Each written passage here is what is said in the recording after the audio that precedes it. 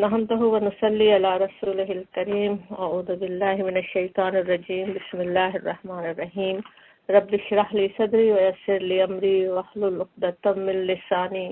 يفقهوا قولي۔ سورہ جاثیہ ہم پڑھ رہے ہیں 25واں سپارے کی آخری سورت۔ سورہ جاثیہ بھی اسی طرح حوامیم میں سے ہے، جو حامیم حروف مقطعات سے شروع ہونے والی سورت۔ اس کا زمان نزول بھی وہی ہے جو ان ساری صورتوں میں ہم سمجھتے آ رہے ہیں، جو یہ حامیم سے شروع ہوئی صورتیں ہیں۔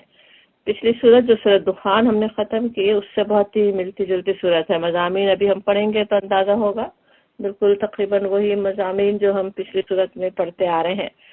قرآن کی یہ خوبصورتی ہے نا، یہ مضامین ایک طرح سے، ایک ہی مضمون کئی طرح سے بیان ہوتا ہے، کئی طرح سے بات دل نشین کی جاتی ہے۔ یہاں پہ بھی نشانیاں اور دلائل سے بات سمجھائی گئی، جس کا انکار کر رہے ہیں مسلسل نبی صلی اللہ علیہ وسلم کی قوم، آپ کے قریش، کفار قریش، جس کا انکار کر رہے ہیں آخرت اور توحید، تو اس کے لیے دلائل دیے گئے، دلیلوں کے ذریعے سے بات سمجھائی گئی۔ انشاءاللہ یہ نشانیاں ہمارے بھی ایمان میں اضافے کا باعث ہوں، اس پر ہم اچھی طرح غور کر سکیں۔ پہلی آیت سورہ جاثیہ کی حامیم، حامیم کا حروف مقطعات اس کے سمجھتے آ رہے ہیں۔ اس کا مطلب تو نہیں، لیکن کیا اس کی اہمیت ہے، کیا کچھ اس سے ہمیں سمجھ میں آتا ہے، اور یہ کہ تنزیل الکتاب من اللہ العزیز الحکیم۔ تنزیل اتارا جانا، کتاب کا، الکتاب کا یعنی قرآن کا، من اللہ اللہ کی طرف سے، العزیز الحکیم جو غالب ہے اور جو حکمت والا ہے۔ تنزیل کے معنی یاد ہوں گے، لفظ ہم سمجھتے رہے ہیں نزلہ سے، اور جب تنزیل کہا جائے اور حروف کا اضافہ اس میں، تو اس سے پھر مفہوم کیا بن جاتا ہے؟ اہتمام کے ساتھ نازل ہونا، تھوڑا تھوڑا کر کے درجہ بدرجہ نازل ہونا۔ تو اس کتاب کا ہمیں پتہ ہے کس طرح نازل ہوئی، کس طرح اس کی تنزیل ہوئی، اور پھر الکتاب، یہ کتاب، اور وہ کتاب پھر کیسی ہے؟ جو من اللہ العزیز الحکیم، جو اللہ کی طرف سے ہے، جو العزیز اور الحکیم ہے۔ اب یہاں یہ بات کہنا کس طرح سے ہے نا، کتاب اللہ العزیز الحکیم کی طرف سے ہے، کہ کتاب ایسا نہیں ہے جس کی زبان سے تم اس وقت سن رہے ہو، ان کی تصنیف نہیں ہے، نبی صلی اللہ علیہ وسلم کا اپنا کوئی لفظ اس میں شامل نہیں ہے، بلکہ یہ کس کی طرف سے ہے؟ اللہ کی طرف سے ہے، وہ جو العزیز اور الحکیم ہے۔ پچھلی کلاسوں میں ہم سورۃ دخان میں غالباً ہم اس بات پر مثالوں کے ذریعے سے غور کر رہے تھے کہ کوئی بات، کوئی فرمان، کوئی حکم کس کی طرف سے آ رہا ہے، اسی لحاظ سے اس کی اہمیت کس قدر بڑھ جاتی ہے نا۔ ایک کسی عام شخص کا کہنا، کسی ایک خاص شخص کا کہنا، کسی بادشاہ کی طرف سے فرمان کا آنا، کسی صدر کی طرف سے کسی حکم کا دیا جانا، وہ کس طرح سے مختلف اس کی اہمیت ہوگی نا۔ بالکل اسی طرح جب یہ کتاب ایک تو اس کی تنزیل ہو رہی ہے، اتنے اہتمام سے تمہارے لیے، تمہاری ہدایت کے لیے نازل ہو رہی ہے، اور وہ ہے کس کی طرف سے؟ وہ اللہ جو العزیز ہے۔ العزیز کہنا کیسا ہے نا، اس اللہ کی طرف سے۔ یہ فرمان کس کی طرف سے ہے؟ جس سے بڑھ کر کوئی عزیز نہیں ہو سکتا۔ عزیز کا بھی پورا مفہوم ذہن میں ہوگا انشاءاللہ، کس طرح عزا کہنا کس طرح ہوتا ہے، وہ جس پہ کوئی اور جس کو مغلوب نہیں کر سکتا، جو غالب ہے، اقتدار رکھنے والا ہے، جو چاہے کر سکتا ہے، جس کے ساتھ جو چاہے کر سکتا وہ کر سکتا ہے، ایسے العزیز کی طرف سے، اور اس الحکیم کی طرف سے۔ اس جیسا کوئی حکیم ہو نہیں سکتا، کس حکمت کے ساتھ اس کے جیسا وہ الحکیم ہے، پھر اس کا ہر حکم، اس کا ہر فرمان، اس کی بیچی ہوئی ہر آیت بھی اسی طرح حکیمانہ ہے۔ اور جب یہ ایسی کتاب ہو، ایسا فرمان ہو جو العزیز الحکیم کی طرف سے ہو، تو پھر سمجھ سکتے ہیں کہ اس کتاب سے منہ موڑنا، اس کی ناقدری کرنا، خود انسان کی اپنی کتنی بڑی محرومی ہے۔ پھر اس سے آگے بڑھ کر اگر ان احکام کے ساتھ سرکشی کرے، نہ ماننا چاہے، اس کا انکار کرے، تو پھر یہ بھی سوچ لے کہ کس عزیز اور مقتدر ہستی کے ساتھ سرکشی کر رہا ہے، کس کے ساتھ وہ یہ کام کر رہا ہے۔ ایسے فرمان کے لیے کیسے اس کے آگے جھک جانے کی ضرورت ہے نا، کس طرح اس کا خیال رکھنے کی ضرورت ہے، کس طرح اس کی کیئر ہونے کی ضرورت ہے، کس طرح اسے ہماری زندگیوں کے لیے رہنما بننے کی ضرورت ہے ایسے العزیز الحکیم کے فرمان کو. اور پھر کہا جاتا ہے کہ انا بے شک فی السماوات والارض آسمانوں اور زمین میں لآیات للمؤمنین لآیات ایمفیسس کے لیے ضرور ہے. کیا ہیں؟ ان آیات ہیں، نشانیاں ہیں. اور ان نشانیوں سے کون فائدہ اٹھاتے ہیں؟ کسے نظر آتی ہیں؟ للمؤمنین، مومنین کو نظر آتی ہیں. چھوٹی سی آیت میں ایک بہت ہی بڑی نشانی کی طرف اشارہ کیا جا رہا ہے. جیسے ہم سمجھ رہے تھے سورت کے تعارف میں، اس میں دلائل اور نشانیوں کے ذریعے سے بات سمجھائی جا رہی ہے نا. اللہ تعالیٰ کی وہی عزیز اور الحکیم کیسا ہے نا، چاہے تو نہیں ماننے والوں کو فوراً پکڑ سکتا ہے، سزا دے سکتا ہے، لیکن اللہ کیسا وہ حکمت والا ہے. بار بار بات سمجھائی جاتی، طریقے سے بات سمجھائی جاتی، دلائل سے بات سمجھائی جاتی ہے، دل میں اتاری جاتی ہے، نشانیاں دکھائی جاتی ہیں. تو اسی طرح کی نشانی کی طرف یہاں اشارہ ہو رہا ہے کہ دیکھو تو، اور کس نشانی کس چیز کی؟ اللہ کے رب واحد ہونے کی، توحید کی نشانی. قریش کو سب سے زیادہ اعتراض توحید پر ہی تھا نا، یا پھر آخرت کا انہوں نے مذاق بنا لیا تھا. تو یہی دو عقیدے ایسے ہیں جو اگر انسان کے دل میں جاگزی ہو جائے تو سارے اعمال سدھر جائیں. انسان کو شیطان بننے سے روکنے، انسان کو انسان بنانے والے عقیدے ہیں. اور اسی لیے ہم دیکھتے ہیں کہ قرآن میں طرح طرح سے عقیدوں کو جیسے ذہن میں بٹھایا گیا ہو، سمجھایا گیا ہو، دلیلوں سے بات سمجھائی گئی. اسی طرح یہاں بھی کہا جا رہا ہے کہ قرآن کس چیز کی طرف، جو توحید کی طرف جو لوگوں کو بلا رہا ہے، اور جس چیز سے یعنی آخرت سے ڈرا رہا ہے، اس کی نشانیاں کیسے آسمانوں اور زمین کے چپے چپے میں موجود ہیں. پھر سماوات والارض کہہ دینا کس طرح آسمانوں اور زمین میں وہ نشانیاں پھیلی ہوئی ہیں. لیکن یہ بات کہنا کہ آیات للمومنین کس طرح ہے کہ وہ لوگ جو انکار کا فیصلہ ہی کر چکے ہوں، جنہیں اپنی دنیا کے مفادات ہی بس پسند ہو، اپنے آپ کو اپنے ہی خیالات کے خول میں بند جنہوں نے کیا ہوا ہو، اسی میں بیٹھے ہوں، انہیں بھی کوئی نشانی نظر نہیں آتی. بلکہ وہ لوگ جو ایمان لانے والے ہیں، ایمان لاتے ہیں، ان کے لیے وہ نشانیاں کارآمد بنتی ہیں. اور زمین و آسمان میں کیا کیا نشانیاں ہیں، یہاں تو جامع بات کہہ دی گئی، لیکن اس کی تفصیل بھی قرآن میں کتنی جگہ ویسے آتی ہیں نا، جو ہم پڑھتے آ رہے ہیں، آگے بھی پڑھتے رہیں گے. کہیں دریاؤں کو دیکھنے کی بات ہے کہ کیسے اس نے جاری کر دی، میٹھے اور کھارے پانی کے ذخیروں پہ غور کرو، دو پانیوں کے بیچ میں کون ہے جس نے پردہ حائل کر دیا ہے، آسمان پر نظر ڈالو، کئی تفاوت، کوئی خلق خلل تمہیں دیکھتے ہو اس میں. عظیم الشان پہاڑوں پہ کی طرف کتنی جگہ اشارہ کیا گیا کہ دیکھ کر ہی کیسی ہیبت طاری ہوتی ہے نا. وہ ایسے زبردست قسم کے پہاڑ کھڑا کر دینے والا، اس کے ذریعے سے زمین کو سنبھالے رکھنے والا، اس میں کیسے کیسے ہمارے لیے فائدے مہیا کرنے والا وہ کون ہے؟ وہ خلاق العلیم کون ہے جس نے یہ تمہارے لیے پھر صرف پہاڑ ہی نہیں کھڑے کیے بلکہ اس کے اندر راستے بھی بنا دیے، ادھر سے ادھر انسان پہنچ سکے، پوری زمین سے فائدے اٹھا سکے. اور ان نشانیوں کو دیکھ کر جو دیکھے ان نشانیوں کو پھر کس طرح ان کے لیے تو نشانیاں جیسے سامنے آتی چلی جائیں، خود ہی زمین و آسمان ان کے لیے آنکھیں کھولنے والوں کے لیے جیسے پردے ہٹتے چلے جائیں، نشانیاں دکھا دی جائیں، نشانیاں نظر آتی رہیں. وہ مومنین کے لیے اس طرح سے نشانیاں ہیں. فی السماوات والارض، آسمانوں میں اور زمین میں. اور پھر کہا جاتا وفی خلقکم، اور تمہاری پیدائش میں. اور سے پھر سمجھ میں آ رہا ہے کہ وہی آیات ہیں کس کے لیے ہے؟ جو خلقکم تمہاری پیدائش میں ہے. اس پیدائش کہہ دینا بھی کس طرح ہے نا، جیسے اوپر تو زمین و آسمان کی نشانیوں کی طرف ایک جامع اشارہ تھا، کائنات کی طرف، آفاق کی طرف. اب انسان کی اپنی خلقت، اس کی پرورش کے لیے جو اللہ نے خاص اہتمام فرمایا اس کی طرف جیسے توجہ دلائی جا رہی ہے. اور یہاں پہ تو وفی خلقکم کہہ دیا گیا. پیچھے صورتوں میں ہم دیکھتے آ رہے ہیں کتنی ہی صورتوں میں پیدائش کے کیسے مختلف مرحلوں کی طرف اشارے ملتے ہیں نا. کہیں تو انسان کے جیسے پیدا ہونے سے پہلے کیسے مٹی کے کیسے کیسے مراحل سے وہ مٹی گزری ہے اس کی تفصیل ہم نے پڑھی. اور وہ پھر اس کے کس طرح سے وہ بنایا گیا انسان کو، پھر اس کے نک سک درست کیے گئے، پھر کس طرح اس میں کیسے کیسے مرحلوں سے گزرا. پھر ماں کے پیٹ میں سوچیں کہ کیسے کیا اس کی حالت تھی، کیسے کیسے وہ مرحلوں سے ایک ذرا سی خون کی پھٹکی سے وہ کیا کیا بنتا رہا، وہاں کون اس کی دیکھ بھال کر رہا تھا، اس کی پرورش کے لیے کیسے کیسے بہترین انتظامات کیے گئے، پیٹ کے اندر بھی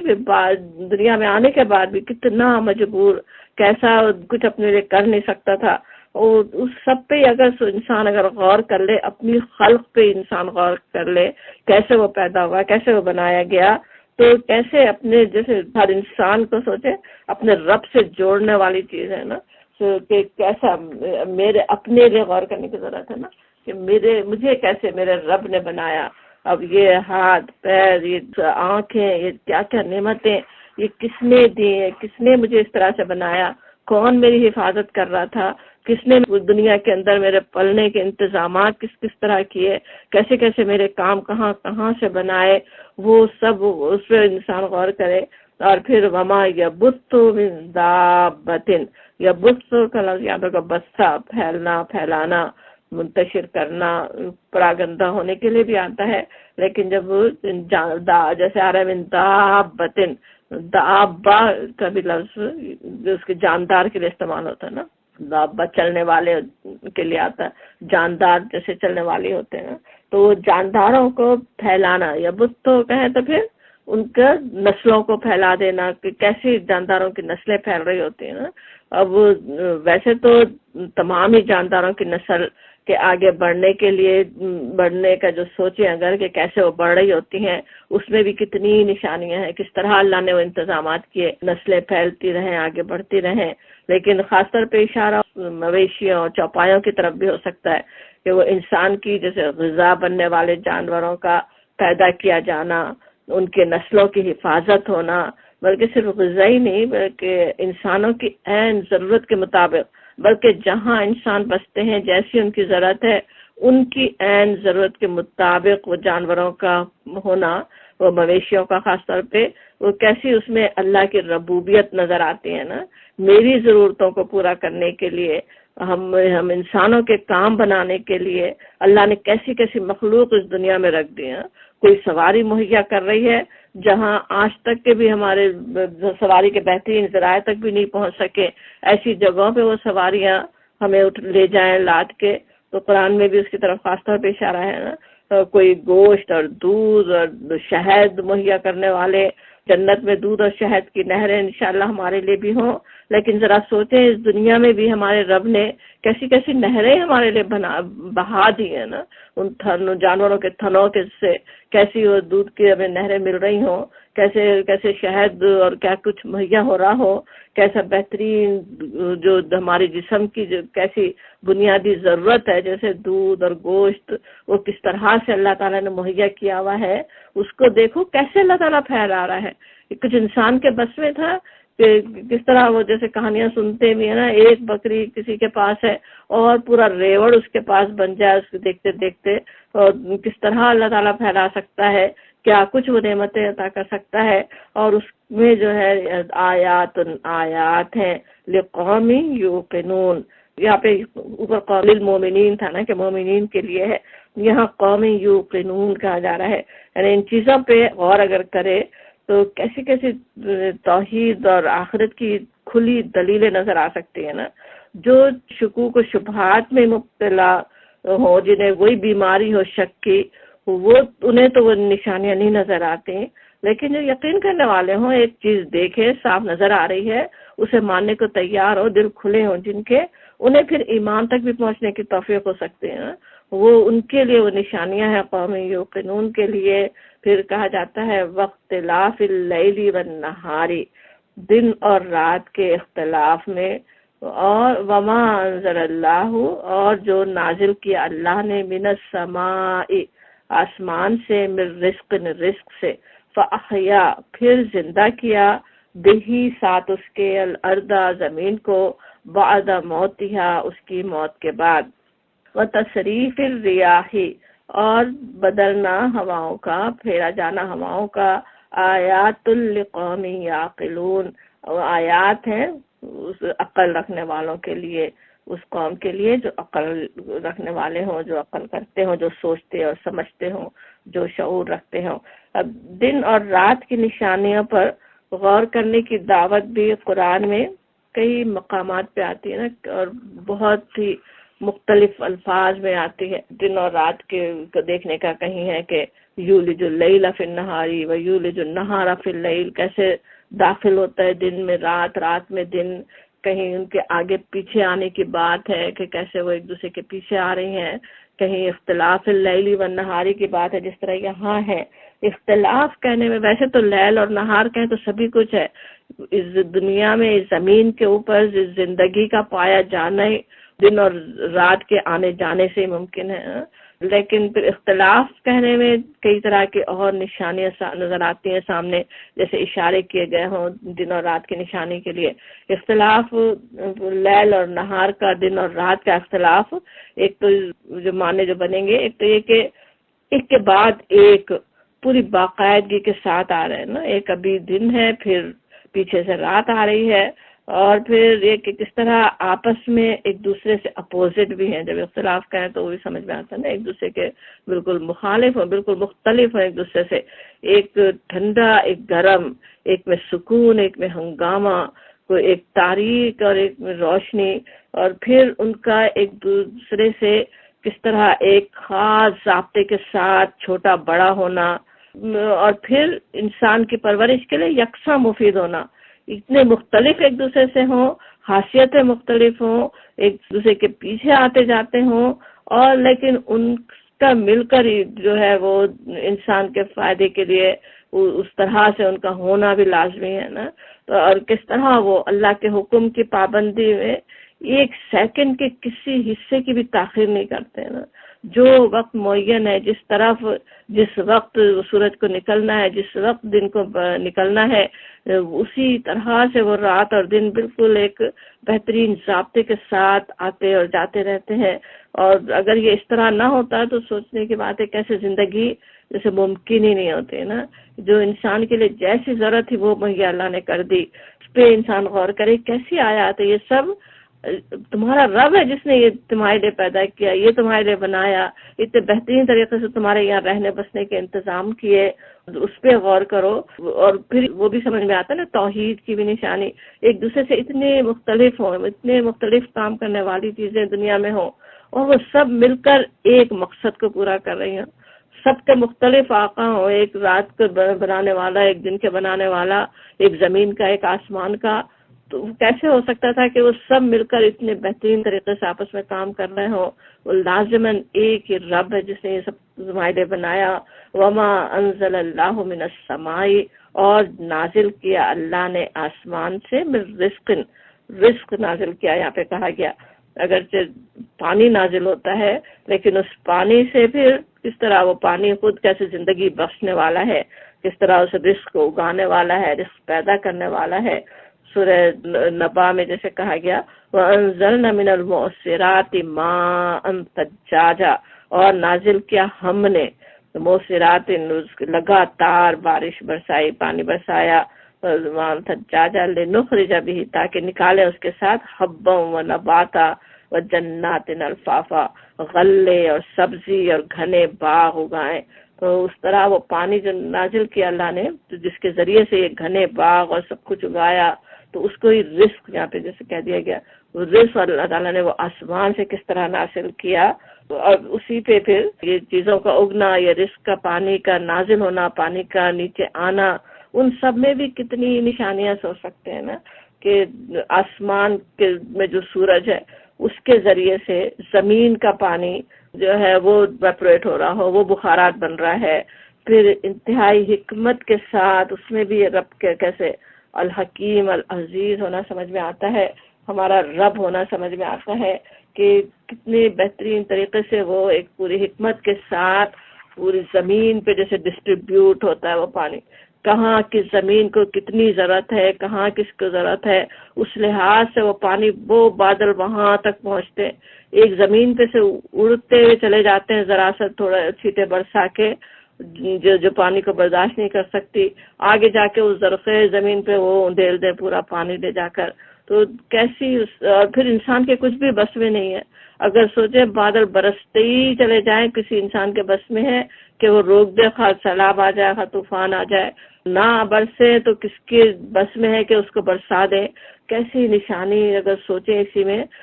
بادلوں پہ اگر انسان غور کر لے، اس پانی کے برسنے پہ انسان غور کر لے تو کیسی نشانی نظر آ جائے نا، کہ کس طرح ایک ہی رب کی حکمت اور قدرت آسمان سے زمین تک کام کر رہی ہے۔ اور پھر رات میں رزقن فاحیا بہ الارض بعد موتها، اور پھر زندہ کیا اس کے ساتھ زمین کو اس کی موت کے بعد،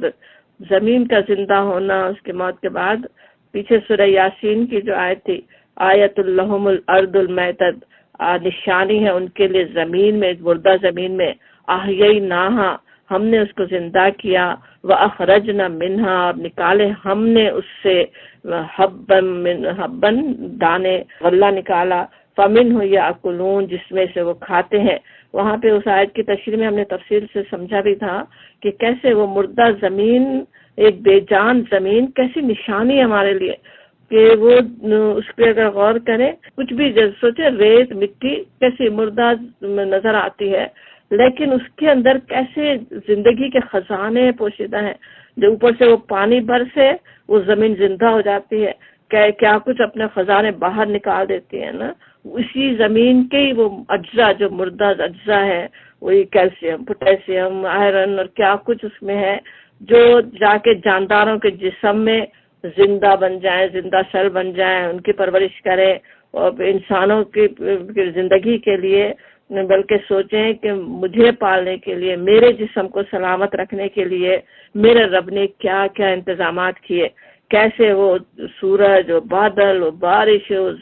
زمین کے اندر کے بیکٹیریا، پھر وہ چیزوں کو کھانے والے، وہ سارے وہ جانور بھی، وہ سب کس طرح سے جیسے میری خدمت میں لگے ہوئے ہو نا۔ سوچنے کی بات ہے پھر اس رب کے آگے کیسے میں سجدہ نہیں کروں، کیسے اس کے حکم کو بجا لانے کے لیے اپنے نفس کو کنٹرول نہیں کروں، نہ بستر نہ چھوڑوں، کیسے کیوں نہیں اپنی زبان کو قابو میں رکھوں اپنے اس رب کی رضا کے لیے۔ کس طرح کیسی نشانیاں ہمیں نظر آتی ہیں نا۔ ان نشانیوں کو یہ صرف مشرکین ہی کے لیے نہیں، اللہ تعالیٰ نے یہ پوری کتاب میں بار بار نشانیاں دکھا دی نا، ہمارے لیے بھی ہیں، اپنے رب کو پہچاننے کے لیے، اپنے رب کو جاننے کے لیے، اس کے آگے جھک جانے کے لیے کہ وہ اس پہ غور کرو، دیکھو کیسے اس نے تمہارے لیے سب کچھ کیا۔ وَالتَّصْرِيفِ الرِّيَاحِ، اور ہواؤں کی گردش میں، اس کی طرف بھی قرآن میں کئی جگہ اشارہ کیا گیا نا۔ اسے بہت کچھ سوچنے اور سمجھنے کے لیے ہے کہ زندگی کا انحصار اس ہواؤں پہ ہے نا، ہمیں لمحے بھی نہیں جی سکتے، اگر ذرا سی ہوا بند ہو جائے، آکسیجن بند ہو جائے تو، اور پھر کس طرح یہ پورے کرۂ ہوائی جو ہے، پورا فضا جو زمین کے، جس نے زمین کو گھیرا ہوا ہے، اگر وہ نہیں ہوتا تو زندگی ممکن ہی نہیں تھی۔ پھر کس طرح سے وہی یہ جو فضائی کرہ ہے، ہوائی کرہ کہیں، وہ کس طرح ہمیں آسمانی آفتوں سے محفوظ رکھتا ہے نا، اس کی وجہ سے کتنی آفتیں آسمان سے آ سکتی ہیں، ان سے ہم محفوظ رکھتے ہیں۔ پھر موسموں کی تبدیلیاں، بارش کا ہونا نہیں ہونا، ان سب میں کس طرح اللہ تعالیٰ کے جیسے کمال درجے کی حکمت اس میں نظر آتی ہے نا۔ پھر یہی ہوائیں بھی ہیں، ان ہواؤں پہ جب غور کرنے کی بات ہے، خصوصاً جیسے تصریف الریاح ہی آ رہا ہے نا، تصریف کا لفظ بھی یاد ہوگا، صرفہ کے معنی ہوتے ہیں پھیرنا، پھر جس طرح تنزیل کا لفظ سمجھ رہے تھے اسی طرح تصریف ہوا نا، کہ جیسے وہ ان کا پھیرا جانا، کس طرح مسلسل اللہ تعالیٰ اس ادھر سے ادھر چلا رہا ہو، پھر رہا، ہوا سوچے کھڑی رہے تو بھی وہ فائدے حاصل نہیں ہو سکتے تھے، ان ہواؤں کا چلنا کس طرح انسان کو کیسی کیسی نعمتیں عطا کرنے والا ہے۔ اور وہ پھر یہی ہوائیں ہیں جو انسان کو زندگی اور زندگی کی نعمتیں بخشنے والی بھی ہیں، اور کیسی جیسے رحمت کی نوید بن کر آتے ہیں نا، ہوا زور سے چل رہی ہوتی، پتہ ہوتا بادل آئیں گے اور برسیں گے، اور وہی ہوائیں جو رحمت کی نوید بن کے رحمت لے کر آ رہی ہوتی ہیں، کسی قوم کے لیے وہ عذاب کے دروازے بھی کھول سکتی ہیں۔ اسی ہوا کے ذریعے اللہ تعالیٰ نے حضرت موسیٰ علیہ السلام، ان کی قوم کو نجات بخشی، وہی ہوا کے ذریعے سے وہ پانی روک دیا گیا اور سمندر کے پانی کو کھڑا کر دیا گیا، اور اسی ہوا کے ذریعے سے فرعون اور اس کی قوم کو ہلاک کر دیا گیا۔ وہ اس پانی کو وہ ہواؤں نے دوبارہ ملا دیا، اور کس طرح سے وہ توحید کی بھی نشانی ہے، ساتھ آخرت کی بھی دلیل ہے نا. اسی بغیر عذابوں کو سوچیں کہ کیسے ان ہواؤں کے ذریعے کیسے قوموں پہ عذاب آئیں، تو وہ اس میں کتنی آخرت کی بھی دلیل ہے نا کہ اللہ تعالیٰ جو اس کائنات کا پیدا کرنے والا ہے، چلانے والا ہے، وہ انسانوں کو اس نے ایسے ہی نہیں چھوڑ دیا ہے. اگر سرکشی کرے تو پکڑ آتی ہے، جب دنیا میں پکڑ آتی ہے تو پھر آخرت میں کیسے چھوڑے جا سکتے ہیں؟ وہ بھی ضرور آنے والی ہے، وہ بھی آ سکتی ہے. اور پھر ان کے لیے کہا جاتا ہے کہ آیات لقوم یعقلون، آیات ہیں، نشانیاں ہیں، کس کے لیے ہیں؟ جو یقوم یعقلون ہو. اب یہ نشانیاں کس کو نظر آتی ہیں؟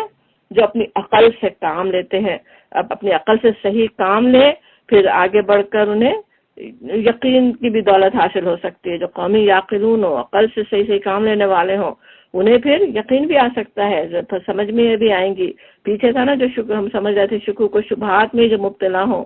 انہیں پھر نشانیاں نظر ہی نہیں آ رہی ہوتی، لیکن انہیں یقین کی دولت بھی حاصل ہو سکتی ہے. اس سے آگے بڑھ کر ایمان کی دولت حاصل ہو سکتی ہے نا. اب یہاں یہ بات کہنے میں کہ وہ عقل سے کام لے، آیات ان کے لیے ہیں، ہمیں سمجھ میں آتا ہے کہ کس طرح یہ دیکھنے اور سمجھنے کی بات قرآن میں بار بار آتی ہے نا. نشانیوں کی طرف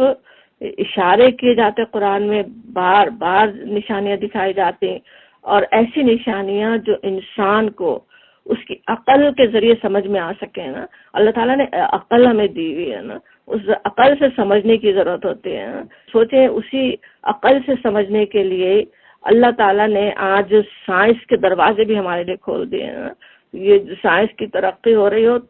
دوسروں کے ہاتھوں ہو رہی ہو، تو یہ نہ سمجھیں کہ وہ کوئی سائنس بھی کوئی ہمیں الہات کی طرف لے جانے والی چیز ہے. یہ اللہ تعالیٰ کی طرف سے ہے، اللہ تعالیٰ نے وہ نشانیاں کھولی ہیں. قرآن میں ہی وعدہ تھا کہ نشانیاں کھولی جائیں گی، اور زیادہ کھولی جائیں گی. وہ نشانیاں ہمیں کھول کھول کے دکھائی جا رہی ہیں نا. تو اس کو ہی اگر سوچے جو معلومات آج انسان کو حاصل ہو رہی ہوں، قرآن نے جامع اشارے کر دیے. یہ اور اس کو دیکھو، آسمان و زمین کو دیکھو. اب اس آسمان و زمین کو دیکھو، اس رات اور دن کو دیکھو. اب آج بات ہم کر رہے تھے اسی میں کتنی ساری وہ سائنسی معلومات بھی ہیں جن سے ہمیں اور تفصیل پتہ چلتی ہے، کیسے وہ چیزیں ہمارے لیے نعمت بن رہی ہیں، کیسے وہ کام سارے ہو رہے ہیں. وہ سب سے بڑی چیز ہے نا کہ اس عقل سے انسان کام لے. اور مسلمانوں کا مگر کیا حال ہے؟ سب سے زیادہ دلچسپی ان کو کس بات پہ ہوتی ہے؟ معجزے ڈھونڈ کے لا کے دکھائے جائیں نا. آج فیس بک اور واٹس ایپ کے میسیجز، یوٹیوب میں کیسی جیسے بالکل خرافات بھری ہوئی ہیں. اور اس خرافات کو جس کی کوئی حقیقت نہیں، کوئی یعنی آج ایک بیٹھ کے کوئی علم رکھنے والا آرام سے ثابت کر دے کہ بالکل غلط کہہ رہے ہو تم، اور وہ سادہ لوگ مسلمان کیا کر رہے ہوتے ہیں؟ دینی فریضہ سمجھ کے اس کو پھیلاتے رہتے ہیں، ادھر سے ادھر میسج. کچھ پتہ نہیں ہے کتنی اس میں سچائی ہے، کتنا غلط ہے، کتنے کیا اس میں غلط باتیں ہیں، وہ دوسروں کو بھیجیں اور بڑے دعوے کے ساتھ کہ اس کو دیکھ لو تو اسلام لے آئیں گے. اسلام سے دور کرنے والے اکثر ہوتے ہیں کیونکہ آسانی سے ثابت ہو سکتے ہیں، عقل سے ثابت ہو سکتے ہیں کہ وہ غلط باتیں کر رہے ہیں لوگ نا. تو اس میں انسان دلچسپی نہ لے کہ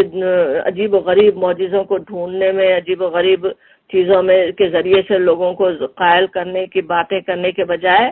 عقل کا دور ہے، سائنس کا دور ہے، سمجھنے کا دور ہے. اسی لیے اللہ تعالیٰ نے قرآن ہمیں یہ معجزے کے طور پہ دیا. عقل سے دیکھو، غور کرو، اس میں نشانیاں بتائیں گی ساری. دیکھیں آفاق کی نشانیاں جو ہیں، موجود ہیں، جو ہم سائنس سے دیکھ سکتے ہیں، آج جو ہم سمجھ سکتے ہیں، انہی نشانیوں کی طرف اشارے. انہی کو دیکھو، انہی کے ذریعے لوگوں کو قائل کرو. یہ آیات اگر سنا دیں وہ زیادہ لوگوں کو قائل کرنے والی ہوں گی بجائے اس کے کہ وہ عجیب و غریب چیزیں لا کے وہ معجزے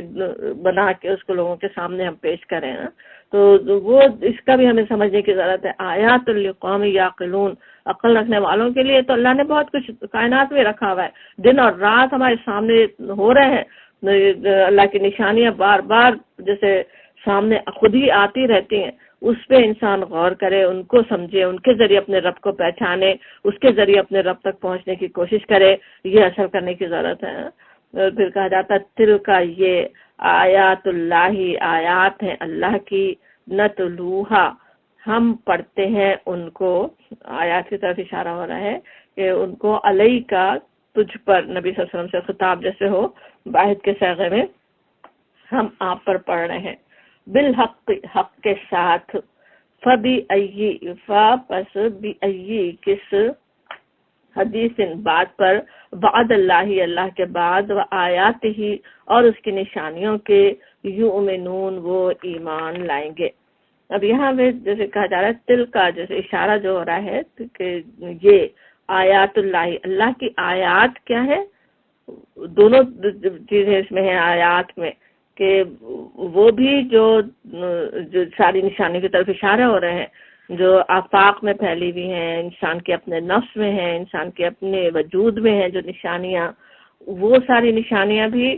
اور ان نشانیوں کا تذکرہ کرنے والی آیات بھی نا، ان کی طرف اشارہ ہو رہا ہے کہ آیات اللہ، یہ آیات ہیں اللہ کی، یعنی قرآن کی آیات جن میں ان نشانیوں کے تذکرے ہیں، اور وہ فزیکل وہ نشانیاں جو پھیلی ہوئی ہیں دنیا میں، وہ سب ان کو نتلوہا ہم پڑھتے ہیں۔ اب یہاں سے پھر بات اس طرح سے وہ یاد دہانی ہو رہی ہے نا، جو پیچھے تھی نا، جو دوسری آیت میں ہم پڑھے تھے کہ تنزیل الکتابی من اللہ العزیز الحکیم، یہ کتاب اللہ کی طرف سے، عزیز الحکیم کی طرف سے، یہاں بھی وہی بات یاد دلائی جا رہی، ہم پڑھ رہے ہیں اس کو۔ ہم کہنا نتلوہا، ہم کہنا ویسے اللہ کی شان اور عظمت کے لحاظ سے بھی ہے کہ ہم ہیں، ہم جو بھیج رہے ہیں، اور یہ بھی کہ اس کام کو انجام دینے میں کارکنان قضا اور قدر بھی شامل ہے نا، جبرائیل علیہ السلام کے ذریعے نبی صلی اللہ علیہ وسلم تک پہنچایا گیا، اسے جیسے یہ کہنا کہ ہم بیان کر رہے ہیں علیہ کا آپ پر پڑھ رہے ہیں، تو وہی یاد دہانے کہ ان سے انسان کا کلام نہیں سمجھو، ان الفاظ پہ اگر ذرا غور کریں تو اس وقت بھی ہمارے جیسے سوچے دل پر کیسا اثر ہونے کی ضرورت ہے نا، ہم بھی چاہے یہ آیات سن رہے ہوں، کسی سے پڑھ رہے ہوں، وہ سب کچھ اللہ کی مشیت سے ہو رہا ہے نا، اللہ تعالیٰ نے چاہا تو اس کا یہ عظیم کلام آپ کے اور میرے کانوں تک پہنچ رہا ہے نا، کہ وہ پہنچا رہا ہے، اسی طرح نبی صلی اللہ علیہ وسلم پہنچا رہے ہیں، لیکن اللہ تعالیٰ کی طرف سے پڑھا جا رہا ہے، اللہ تعالیٰ تمہیں سنا رہا ہے، کیسا اس کا کرم، اس کی رحمت تم پہ ہو رہی ہے کہ یہ کلام تم تک پہنچایا جا رہا ہے، وہ جیسے احساس دلایا جا رہا ہے۔ اور پھر بالحق، حق کے ساتھ، حق کے ساتھ کہنا کس طرح ہے نا، کوئی بات اس میں غلط نہیں ہے، بالکل حقیقی باتیں بیان ہو رہی ہیں، بالکل صحیح بات، اگر تم اس سے آنکھیں بند کر لو تو حقیقت نہیں بدلے گی، وہ تو حق کے ساتھ ہی ہے، ایمان نہیں لا، اس رب کے آگے نہ جھکو تب بھی، اور آخرت کی فکر نہ کرو، اس سے غافل رہو تب بھی آخرت تو آ کر رہے گی، اللہ کے پاس جواب تو دینا ہی ہوگا، اللہ تعالیٰ تو ضروری وہ جو بات کہہ دی گئی وہ ہونے والی ہے، پوری ہونے والی ہے، لازماً حق کے ساتھ یہ آیات تمہیں سنائی جا رہی ہیں۔ اور سبھی ای حدیث، پس اس کے بعد حدیث کون سی، جیسے کس بات پر، بعد اللہ اللہ کے بعد، وہ آیات اس کی آیات کے بعد، یؤمنون وہ ایمان لائیں گے، یعنی اب آخر اللہ اور اس کی آیات کے بعد کون سی بات ہے جس پر وہ ایمان لائیں گے۔ سورہ مرسلات بھی اسی طرح کی آیت پر ختم ہوتی ہے نا، فَبِأَيِّ حَدِيثٍ بَعْدَهُ يُؤْمِنُونَ، کون ہے جو اس کے بعد کون سا کلام ہو سکتا ہے جس پر یہ ایمان لائیں، یعنی اتنی کھلی کھلی نشانیاں دکھا دینے والی یہ کتاب، اللہ تعالیٰ کے خود کتاب سنا رہے ہوں تمہیں، پڑھ رہے ہوں تم تک پہنچا رہے ہوں، اور اس کے بعد پھر آخر اور کون سی بات ہو سکتی ہے جس پہ لوگ ایمان لائیں نا، پھر کیا ایمان لا سکتے ہیں نا، اگر کوئی اس کو دیکھ کر بھی، ایسی قرآن کی آیات مبینات پڑھ کر بھی اگر کسی کی آنکھ نہیں کھلے، کسی کے اس کے دل میں زندگی نہیں پیدا ہو، تو پھر ایسے مردہ دل کو کہاں سے ہدایت ملے گی نا، ہدایت ملنا ہی ناممکن ہے نا، یہ بات جیسے سمجھائی جا رہی ہے۔ اب یہاں پہ جو دکھائی گئی آیات اور بتائی گئی نشانیاں جو غور کرنے کی بات ہے، قرآن میں ہے ہی نا اس طرح کی بہت ساری نشانیوں کی طرف اشارے ملتے ہی ہیں۔ یہاں پہ ہم دیکھتے ہیں آیت نمبر جیسے 3 سے لے کر 6 تک بات ہو رہی ہے ان نشانیوں پر نا، 3 آیات میں بالکل اسی طرح کی نشانیاں جو ہیں وہ سورہ بقرہ کی ایک ہی آیت میں بھی بیان ہوئی ہوئی ہے، 19 رکوع کی آیت ہے، آیت نمبر 164 ہے کہ ان فی خلق السماوات والارض واختلاف اللیل والنہار والفلک التي تجری فی البحر بما ينفع الناس وما انزل اللہ من السماء من ماء فاحیا به الارض بعد موتها وبث فيها من كل دابة وتصريف الرياح سحاب المسخر بین السماء والارض لآیات لقوم یعقلون، وہاں بھی وہی بات ہے کہ وہ عقل لینے والوں کے لیے یہ ساری نشانیاں،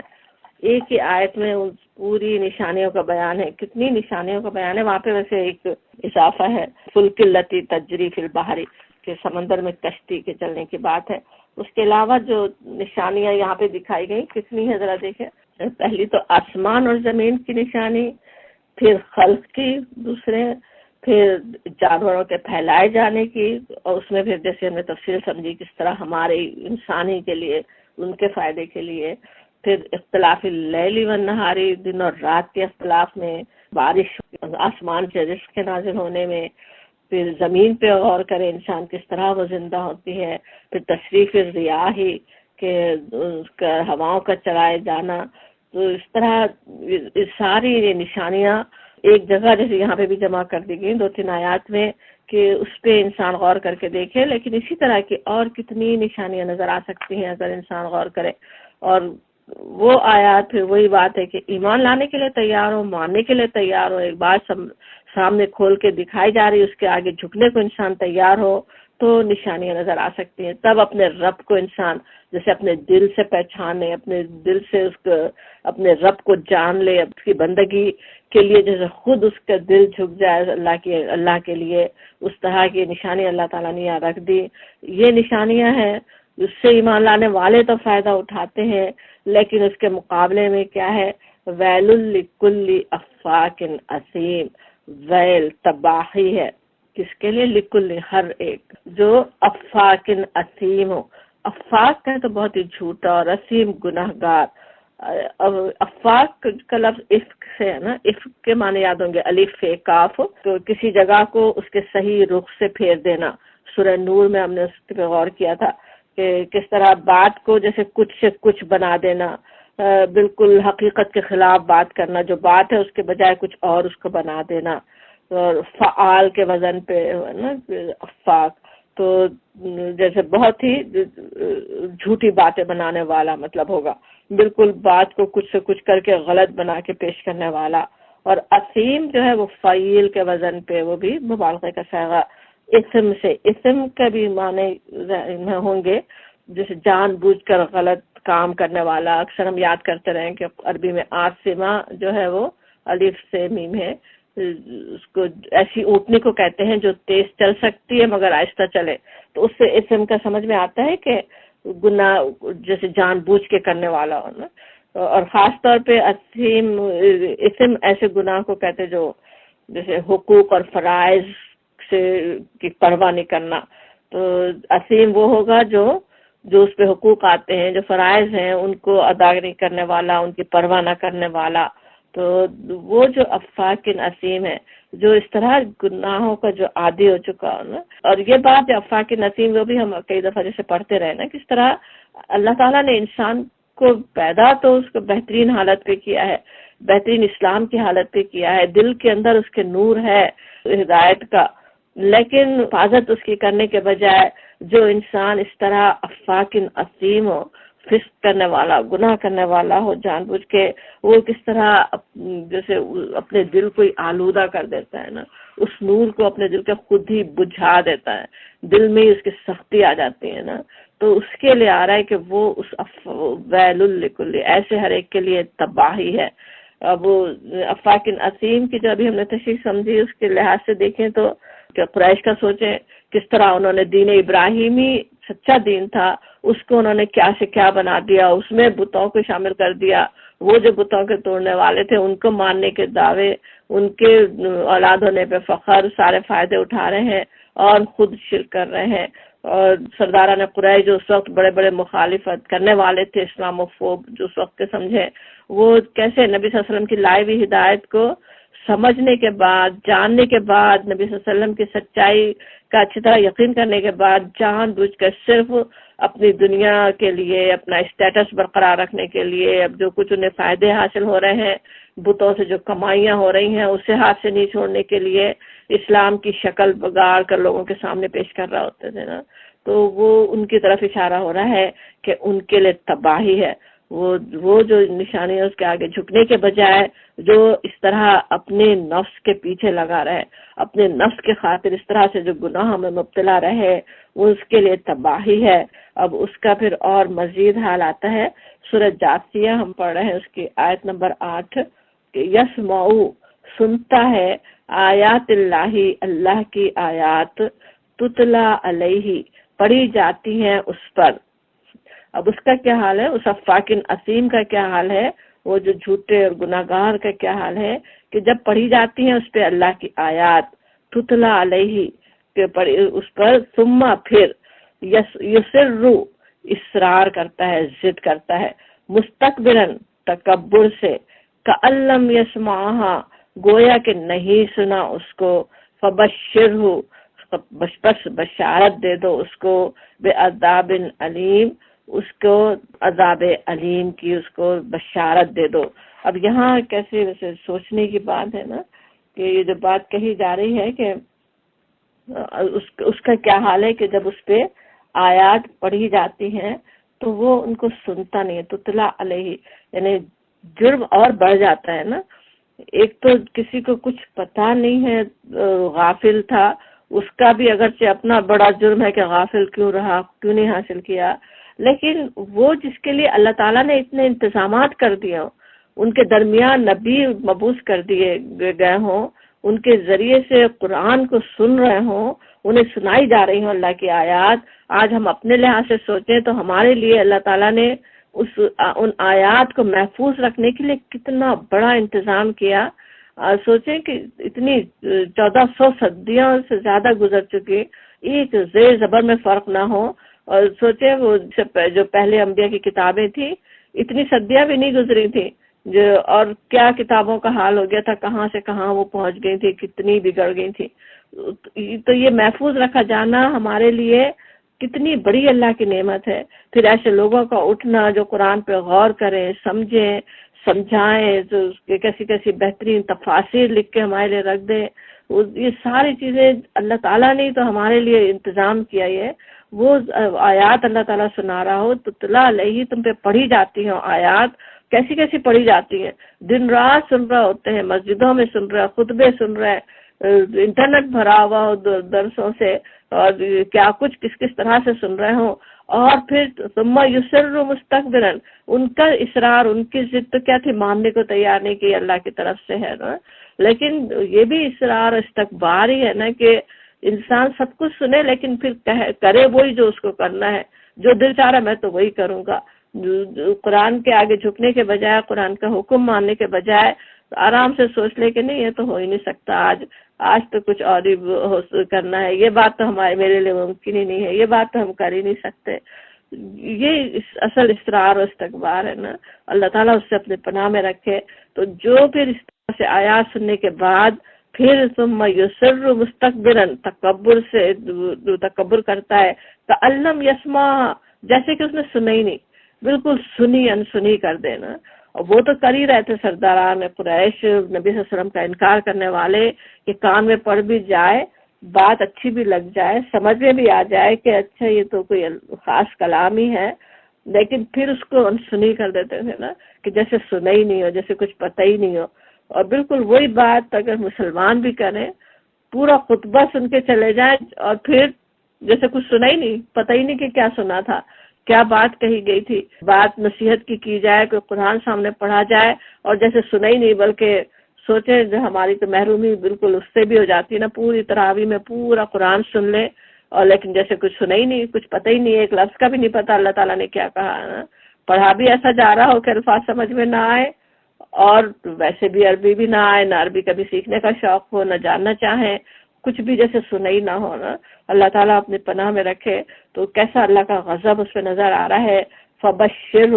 بشارت دے دو نا۔ اب جو اوپر کہا گیا تھا نا ویل لکل افاک نسیم، کہ تباہی ہے اس شخص کے لیے، کیسی تباہی ہے، کیا تباہی ہے، اس کی جیسے وضاحت ہو رہی ہے کہ اس کو بشارت دے دو، خوشخبری دے دو، کہنے میں کیسے طنز بھی ہے اور تھوڑا سوچنے کی بھی بات ہے، غور کرنے کے لیے بھی، جیسے کہا جا رہا ہو کہ اپنے غرور کی وجہ سے وہ بشارتیں تو سن نہیں رہے ہیں، جنت کی بشارتیں، ایمان لانے والوں کے لیے جو بشارتیں ہیں ان سے کان بند کر رہے ہیں تو انہیں پھر عذاب علیم کی بشارت مل سکتی ہے نا، انہیں عذاب کی خوشخبری دے دو، دردناک عذاب کی۔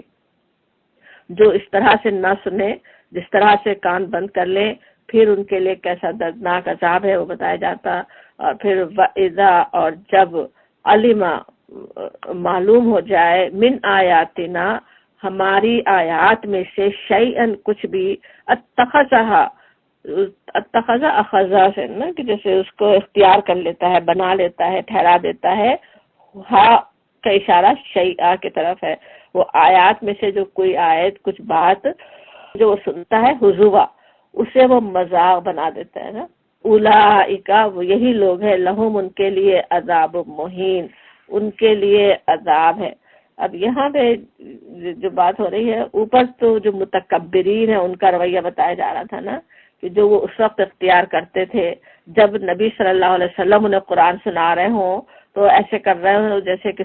سنے ہی نہیں، کوئی بات جیسے پہنچ ہی نہیں رہی ہو۔ اب یہاں جس طرح کہا جا رہا ہے کہ وَإِذَا عَلِمَ، ان کے علم میں آ جائے، من آیاتنا، کوئی ہماری آیات میں سے شیء یا کچھ بھی، تو اس سے ایسا لگتا ہے نا کہ کوئی بات کہیں سے سننے میں آ گئی۔ خود اس وقت بھی قریش کا بھی ہمیں پتہ ہے کہ بڑے بڑے جو سرداران تھے، عام لوگ تو جو قرآن سنے انہیں کچھ بات سمجھ میں آنے لگے تو جا کے وہ اپنے سرداروں سے پوچھے، معلوم کریں کہ یہ آیات دیکھو یہ کہہ رہی ہے، تو وہ لوگوں کو اور بہکانے کے لیے کہ متاثر نہ ہو، اس کا مذاق اڑا دیں، لوگوں کے دلوں میں اس کے لیے شبہات پیدا کر دیں، کرنے کی کوشش کرتے تھے نا کہ کوئی غلط بات ہی اس کے مقابلے میں کر دیں۔ تو وہ اس کی طرف جیسے اشارہ ہو رہا ہے کہ وہ یہ کرتے ہیں کہ جو کوئی بات اگر انہیں پتہ چلتی ہے اس کا مذاق اڑا دیتے ہیں نا۔ تو کچھ آیت کا علم ہوا، خود تو پڑھ کے دیکھا نہیں ہے کہ یعنی پوری بات جو ہے، پوری آیت کے اندر کیا بات کہی جا رہی ہے اس پہ غور کرنے کے بجائے بس کسی ایک لفظ کو پڑھ کے اس کا مذاق بنا لے۔ ابھی پچھلی صورتوں میں ہم جیسے پڑھ رہے تھے نا کہ حضرت عیسیٰ علیہ السلام کا نام آیا تو تمہاری قوم نے شور مچا دیا، بڑی زبردست، جیسے کوئی ہاتھ میں بڑی چیز آ گئی ہو کہ اچھا یہ عیسیٰ علیہ السلام کی بات کر رہے ہیں، وہ تو خود ہی ان کو خدا بنایا ہوا ہے، اور کیا کچھ باتیں الٹی بنانے لگے نا۔ تو بالکل اسی طرح سے وہ باتیں بس بنا لیتے نا، کچھ سنی سنائی کچھ بات کان میں پڑ گئی تو اس کے ذریعے سے لوگوں کے دلوں میں اسلام سے نفرت جیسے پھیلانے کے لیے پروپیگنڈا شروع کر دیں۔ تو جس قرآن کے نزول کے وقت کئی مثالیں، ابھی ایک مثال ابھی ہم نے یاد کی، اسی طرح کی اور مثالوں کا ذکر بھی قرآن میں آتا ہے، وہ بھی قرآنوی ذکر ہے حضرت عیسیٰ علیہ السلام کی بات کا بھی۔ اور یا پھر جیسے سورہ بقرہ میں کہا گیا نا، ان اللہ لا یستحی ان یضرب مثلا ما بعوضۃ فما فوقها، اللہ تعالیٰ نہیں شرماتا کہ بیان کرے کوئی مثال مچھر کی یا اس سے بھی زیادہ کوئی بڑی چیز کی، اس سے بھی زیادہ جیسے کوئی چھوٹی چیز ہو، تو یعنی لوگ تو اس مذاق اڑا رہے ہوتے ہیں نا۔ اور پھر جیسے سورہ مدثر میں 19 فرشتوں کا ذکر ہے کہ جو دوزخ میں مقرر ہوں گے، تو وہ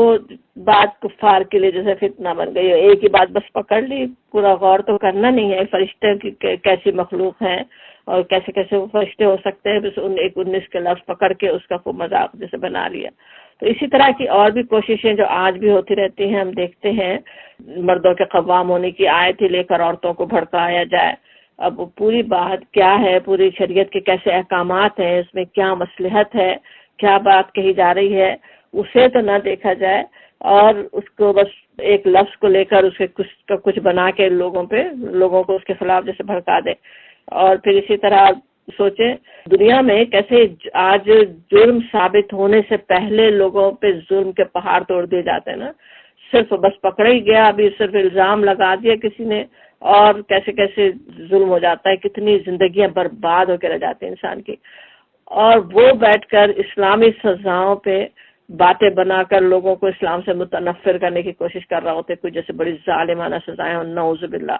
اسی طرح کی باتوں کا جسے کہا جا رہا ہے کہ کوئی ایک بات حوروں کی بات ہی لے کر اس کا مذاق بنا لے، یہاں کہا جا رہا ہے کہ ان کی جب علم میں آتی ہے، کوئی انہیں معلوم ہوتی ہے آیات میں سے کوئی چیز شیعہ، غور تو کرنا نہیں ہے، ایمان تو لاتے نہیں، غور دیکھتے نہیں اور اس کا مذاق بنا دیتے ہیں۔ اولئک، یہی لوگ ہیں، لہم، ان کے لیے عذاب مہین، ان کے لیے عذاب ہے، ذلیل کرنے والا عذاب ہے نا۔ وہ جو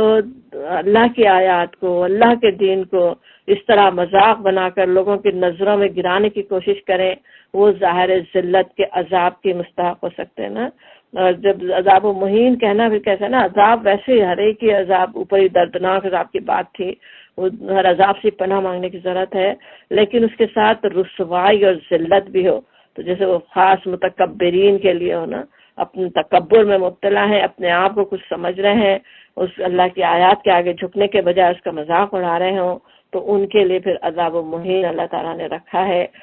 اللہ تعالیٰ اپنی رحمت سے ہمیں اس آگ کے عذاب سے بھی، رسوائی کے عذاب سے بھی محفوظ رکھے. اللہ کی آیات کے آگے ہم جھکنے والے ہوں، اس کے ذریعے اپنے رب کو پہچاننے والے انشاءاللہ ہم ہوں. وآخر دعوانا الحمدللہ رب العالمین. اگلی آیت بھی اگرچہ اس کے ساتھ ہی ہے، اسی عذاب کی پھر اور تفصیل آ رہی ہے، لیکن اب ٹائم بھی ختم ہو رہا ہے. انشاءاللہ اگلی دفعہ ہم پڑھتے ہیں.